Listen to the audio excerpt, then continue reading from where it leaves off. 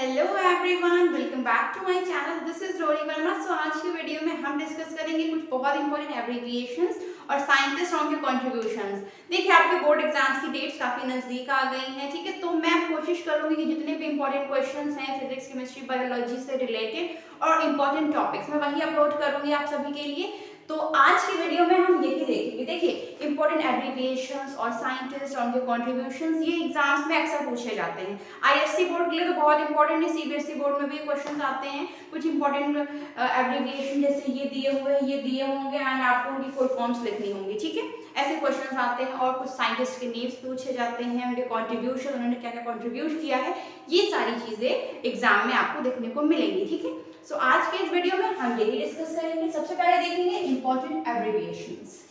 First है ADA means adenosine deaminase, okay.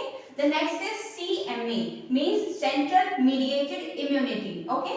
Third is CNG compressed natural gas. DFC detritus food chain. EFB European Federation of Biotechnology. इस पे आप double tick लगा लीजिए क्योंकि ये ज्यादा इंपॉर्टेंट है, ठीक है। जो भी फुल फॉर्म्स बहुत ज्यादा इंपॉर्टेंट होंगे उन पे मैं डबल टिक लगाऊंगी, okay. EST Express Sequence Tags. ET Embryo Transfer. Embryo transfer technique भी इसे हम बोलते हैं एंड सिंपली एम्ब्रियो ट्रांसफर भी बोलते हैं, ओके। नेक्स्ट है GFC means grazing food chain. Next है GMO genetically modified organisms. GPP gross primary productivity. GPP के अलावा एक यहाँ पे और आता है NPP means net primary productivity, okay. ये हो गए आपके 10 इंपॉर्टेंट फुल फॉर्म्स। नेक्स्ट है 11th HNRNA means heterogeneous nuclear ribonucleic acid, okay. And 12th is IARI means Indian Agricultural Research Institute.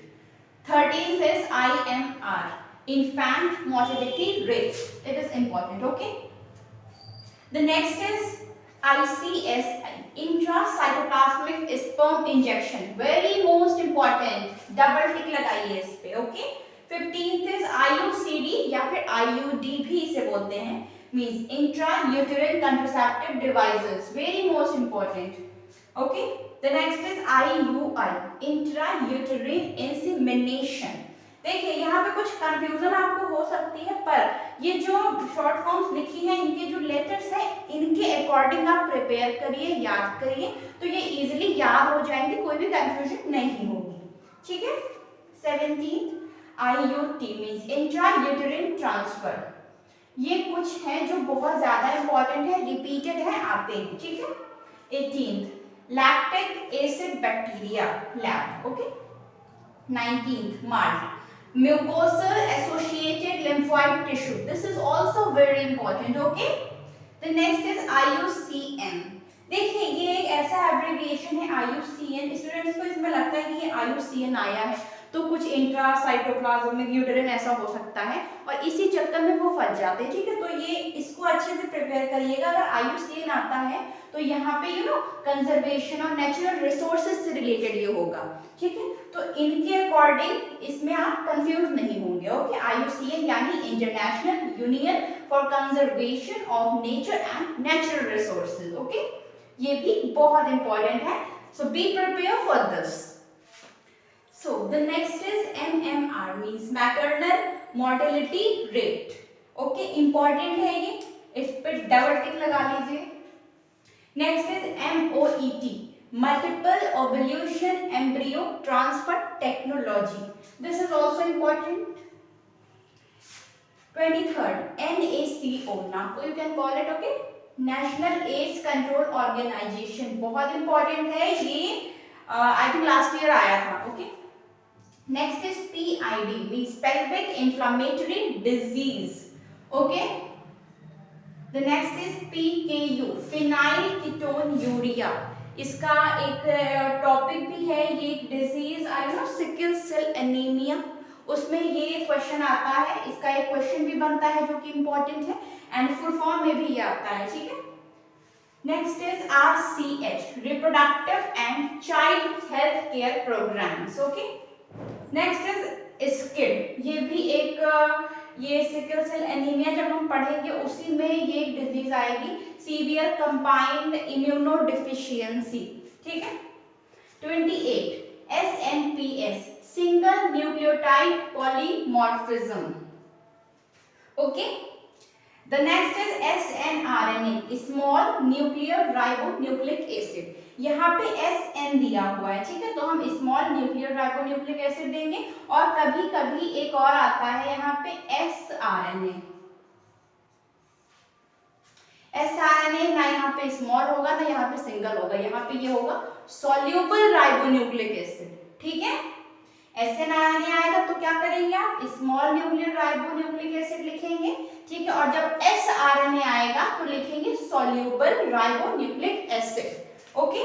The next is BNTRS, बहुत important topic भी है और abbreviation भी बहुत इंपॉर्टेंट है इसका, ठीक है, variable number of quantum repeats. The next is SSBP, जब SSBP आएगा तो क्या करेंगे, सिंगल स्ट्रैंड बाइंडिंग प्रोटीन, ठीक है, ये होगा। इनके अलावा एक और आता है UTR, अनट्रांसलेटेड रीजन जिसे हम बोलते हैं, ठीक है, UTR अनट्रांसलेटेड रीजन, ओके। तो ये अप्रॉक्स 30 to 31 फुल फॉर्म्स हो गई जो कि क्लास 12 बोर्ड के लिए बहुत इंपॉर्टेंट है, ठीक है। देखिए आपके एग्जाम्स में जितनी भी फुल फॉर्म्स आएंगी इन्हीं में से कोई ना कोई फुल फॉर्म आपको जरूर मिलेगी, ओके।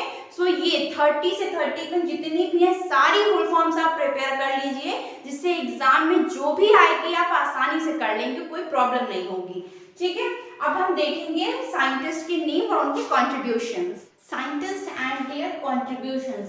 देखिए इसमें आपको साइंटिस्ट के सिर्फ कॉन्ट्रीब्यूशंस नहीं प्रिपेयर करने हैं, क्या कॉन्ट्रीब्यूशन किस साइंटिस्ट ने दिया है ये भी प्रिपेयर करना है, यानी दोनों साइड से क्वेश्चन बन सकता है। क्वेश्चन आ सकता है कि रिकैपिचुलेशन थ्योरी किसने दी है, या फिर आ सकता है कि अर्नेस्ट हैकेल ने कौन सी थ्योरी दी है, ऐसे दोनों साइड से क्वेश्चन बनते हैं, ठीक है। तो दोनों साइड से आपको प्रिपेयर करना है।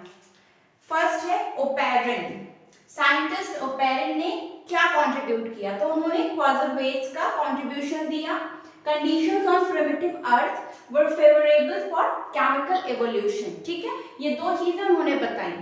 The next is Stanley Miller and Harold उरे, इन्होंने एक एक्सपेरिमेंट किया था, उरे मिलर एक्सपेरिमेंट, आपने पढ़ा होगा, एक डायग्राम बनता है, उन्होंने सारी कंडीशंस आर्टिफिशियल मीडियम में ग्रो करी थी और देखिए उन्होंने रिक्रिएट की थी probable conditions on primitive earth, okay, ये हो गया। थर्ड अर्नेस्ट हैकेल, इन्होंने रिकैपिचुलेशन थ्योरी दी थी। Fourth Charles Darwin, natural selection एक बहुत इंपॉर्टेंट थ्योरी है, नेचुरल सिलेक्शन, इसके बारे में डिटेल्ड आपने पढ़ा होगा, काफी थ्योरीज इसके अंदर आई, ठीक है। फिफ्थ ह्यूगो डे व्राइस, इन्होंने म्यूटेशन क्या है, ठीक है, उसका कंट्रीब्यूशन इन्होंने किया था। सिक्स्थ टीआर मैल्थस, इन्होंने theory of human population growth दी थी, okay. Alex Jeffrey, DNA fingerprinting बहुत इंपॉर्टेंट है, एलेक्स जेफरी का पूछा भी गया है, तो प्रिपेयर कर लीजिएगा इसे। The next is Temin and Baltimore, इन्होंने रिवर्स ट्रांसक्रिप्शन दिया, okay. And the ninth is Jacob Monod and Lwoff, इन्होंने लैक ओपेरॉन दिया, ठीक है, ये मॉलिक्यूलर बेसिस ऑफ इनहेरिटेंस के क्वेश्चंस हैं, ठीक है, reverse transcription, lac operon, DNA fingerprinting, mutation, ये सारी चीजें, okay. Next Watson and Crick, Watson and Crick ने डीएनए का स्ट्रक्चर दिया था, structure of DNA, okay. 11th Nirenberg and Khurana ने जेनेटिक कोड दिया था, okay. 12th Berger, cistron, recon and Newton. Gregor Mendel, भाई बहुत इंपॉर्टेंट है, ग्रेगर मेंडल कौन थे, फादर ऑफ जेनेटिक्स के पापा थे या ये ना ऐसे अगर याद करेंगे तो इजीली याद रहेगा, कुछ लर्निंग ट्रिक्स होती है ना, जैसे क्रोमोसोमल थ्योरी ऑफ इनहेरिटेंस है, किसने दी है, उस थ्योरी के बारे में सोचिए, और जब सोचेंगे उस थ्योरी को आप एक बार रिमाइंड करेंगे अपने माइंड में तो इजीली पकड़ में आता है कि हाँ उस साइंटिस्ट ने इसकी डिस्कवरी करी थी, ठीक है। Sutton and Boveri, chromosomal theory of inheritance.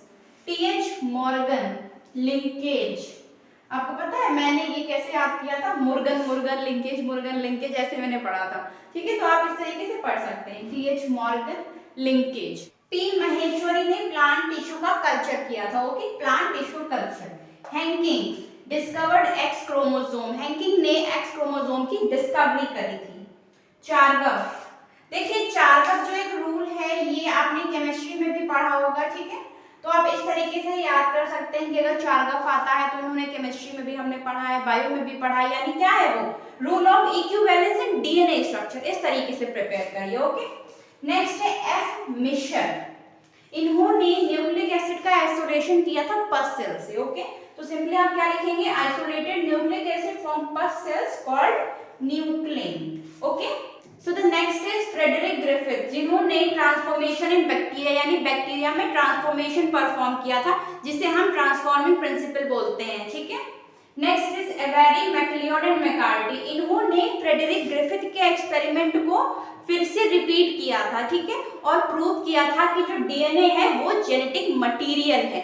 उसके बाद हर्शी एंड चेज, इन्होंने भी यही एक्सपेरिमेंट प्रूव करने के लिए किया था कि डीएनए जेनेटिक मटेरियल है, और जो हर्शी एंड चेज ने एक्सपेरिमेंट परफॉर्म किया था इसको हम ट्रांसडक्शन प्रिंसिपल भी बोलते हैं, ठीक है, ट्रांसडक्शन प्रिंसिपल, ठीक है।